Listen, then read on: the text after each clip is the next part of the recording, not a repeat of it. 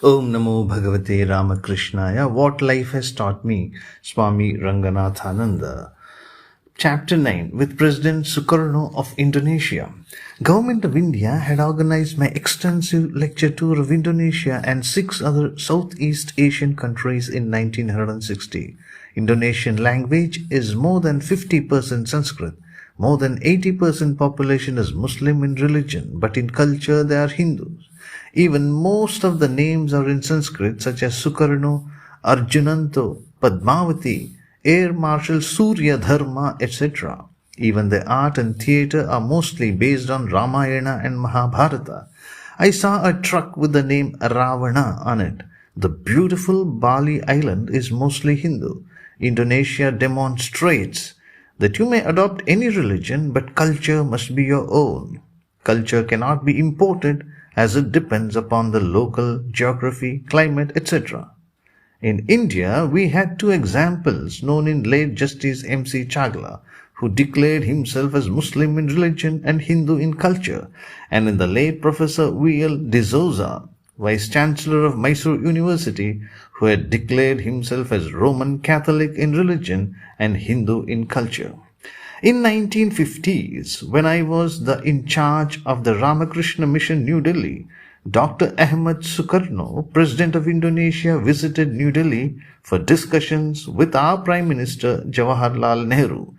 I had been very much interested in the developments in Indonesia, and so I decided to go and meet President Sukarno in the Indonesian Embassy in New Delhi.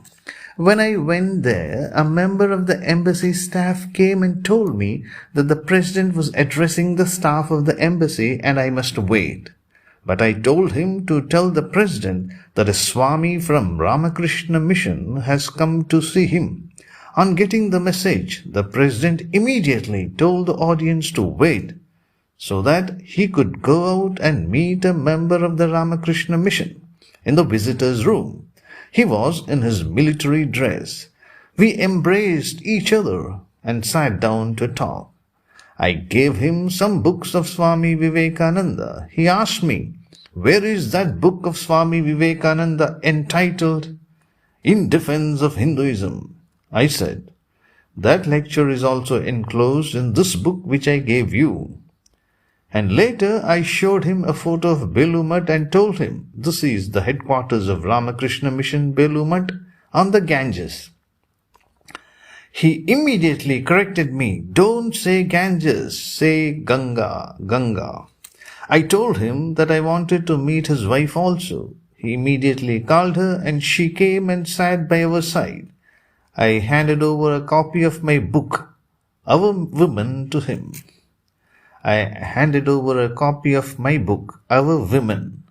To him. Seeing the book, he said, "Oh, this is for my wife." Vivekananda did not want men to dominate over women. At the invitation of Sri Apabi Pant, Indian ambassador to Indonesia in Jakarta, Jayakarta in Sanskrit, Jayakaarta in Sanskrit, the government of India had arranged for my 8-day lecture tour to Indonesia in connection with Swami Vivekananda's centenary celebrations in 1963. The ambassador had organized for me 6 lectures in Jakarta and 2 in Bandung, including 1 lecture each in the universities of the 2 cities. There was also a special program of releasing a book on Vivekananda by the President at the Presidential Palace on the 2nd of December. The Jakarta English dailies, the Indonesian Herald and the Indonesian Observer gave a full account of my visit and full program in their issues of 29th November 1963. In the morning, a special program was held in the Presidential Palace when a presentation was made to President Sukarno of a Vivekananda birth centenary publication entitled in Bahasa Indonesia, that is Bhasha Indonesia, Swami Suwara Vivekananda, 20,000 copies. That is Swara Vivekananda, 20,000 copies, and in English, Voice of Vivekananda, 2,000 copies. The book is dedicated to President Sukarno and carries the following foreword contributed by him. Swami Vivekananda, what a name! He was one of the men who gave so much inspiration to me. Swami Vivekananda, what a name! He was one of the men who gave so much inspiration to me. Inspiration to be strong, inspiration to be a servant of God, inspiration to be a servant of my country, inspiration to be a servant of the poor, inspiration to be a servant of mankind. He it was who said, we have wept long enough, no more weeping, but stand on your feet and be men. We have wept long enough, no more weeping, but stand on your feet and be men. These are the words of Swami Vivekananda. At the request of the Indian ambassador, I spoke briefly on Vivekananda's love and concern for man everywhere and described the universal character of his message. I then presented to President Sukarno a set of complete works of Swami Vivekananda neatly packed in an artistic box. The President then released The Voice of Vivekananda in English and Suara Vivekananda in Indonesian and gave a brief speech. In an informal and intimate reply, the President referred to his first acquaintance with Swami Vivekananda's works in 1927, when he was deeply pondering how to serve his country and people. He described the inspiration he received from Vivekananda then and the driving force Vivekananda had been in his life and work ever since. Behind his work for the Indonesian people was the inspiration of Vivekananda's message of seeing and serving God in the poor and the oppressed.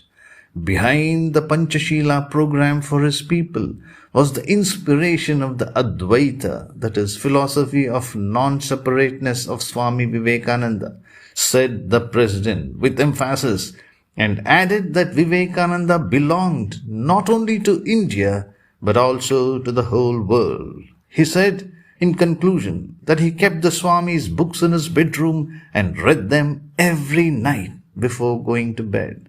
The President had lost his own copies of Swami Vivekananda during the Dutch police action.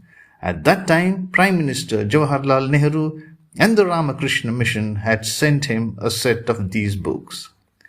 Originally scheduled to take only 20 minutes, the program had continued for a full hour. It was televised and broadcast the same evening. In the same evening, I addressed a public meeting at the Gandhi Memorial School. A distinguished audience of over 200 listened with keen interest on the subject of science and religion. I gave several lectures at Jakarta and in Bandung, organized by private organizations and the government. A cosmopolitan audience of over 400 men and women, organized by the Social Welfare Section of the Indonesian National Youth Front of West Java, heard me speak on the spiritual message of Swami Vivekananda. Colonel Mahmudi, military governor of West Java province, received me in Bandung. He was eager to have a set of complete works of Swami Vivekananda, and I promised to send him the same. He also expressed the hope that during my next visit I should address the civil service personnel and convey to them Vivekananda's message of dedicated service. This was followed by a lecture at the Teachers Training College of the university on the spiritual message of Swami Vivekananda to youth. The audience listened to the lecture with the keenest attention.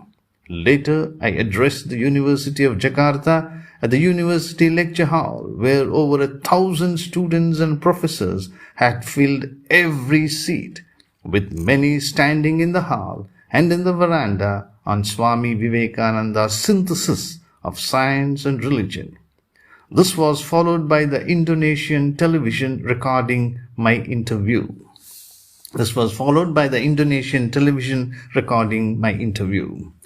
Indian ambassador informed me that the Ministry of Information of the Indonesian government had instructed its Radio Indonesia to broadcast all the lectures given by me.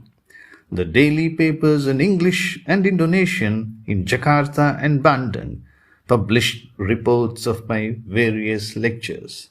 Om Shanti Shanti Shanti.